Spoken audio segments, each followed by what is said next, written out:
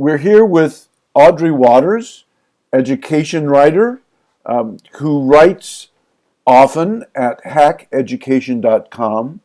Her session at DML 2015 is on open learning and educational technology, and I know that you take a critical look at a lot of the hype, especially around this subject, and I know that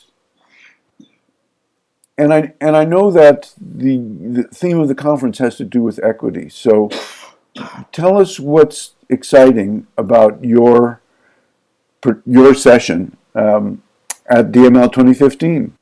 I think that this is a really important opportunity to have some of the conversations that education technology simply hasn't been having. I mean, I think we've talked a lot in the past about the digital divide, and I think that that's sort of as far as we've pushed the questions of equity.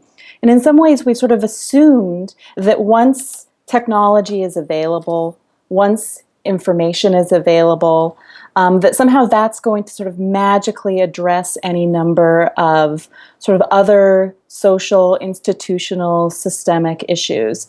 And so I think that what we've seen, particularly in the last couple of years around MOOCs, right, that have that word open in them, that we need to do more than just talk about access, and we need to talk really think about the ways in which education technology plays out that doesn't simply just address issues around around inequality, but in some ways, are we talking enough about the ways in which education technology might exacerbate these things, right? How are technologies used to actually perhaps make things worse? And how can we articulate a politics that makes sure that when we talk about ed tech, that it isn't simply just replicating sort of other systemic issues?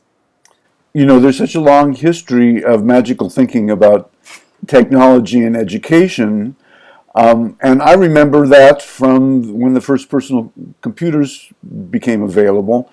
Yeah. Of course, the technologies that we have now, including the online technology and the widespread access to mobile devices is far more powerful and widespread than the technologies from the early days. What do you think the promise of using technologies and pedagogies about openness in attacking some of these issues of equity? I mean, I think that one of the things that we can see is the power of networks. And of course, networks have always been the way in which power sort of accumulates in certain nodes and then sort of works to sort of further certain interests, whether economic interests or political interests. And I think that we're actually seeing now with new technologies that we can sort of recognize and perhaps sort of organize some alternative networks, open up networks in new and interesting ways, and leverage these networks to do something different than to sort of replicate, if you will, the Harvard MBA sort of version of networking in an online setting. That we can really think of how have networks worked in education offline, and what do we need to do differently now to ensure that we really are addressing these equity issues. What other kinds of conversations are you looking forward to around your session at DML 2015? I'm really hoping that we can have an opportunity to address, specifically questions around race and questions around gender and questions around economic inequality. I think that this question of social justice is particularly relevant right now, and it's something that I hope to be able to sort of make some of those voices louder, because I feel as though the loudest voices right now tend to be the ones that sort of are spouting the magical thinking.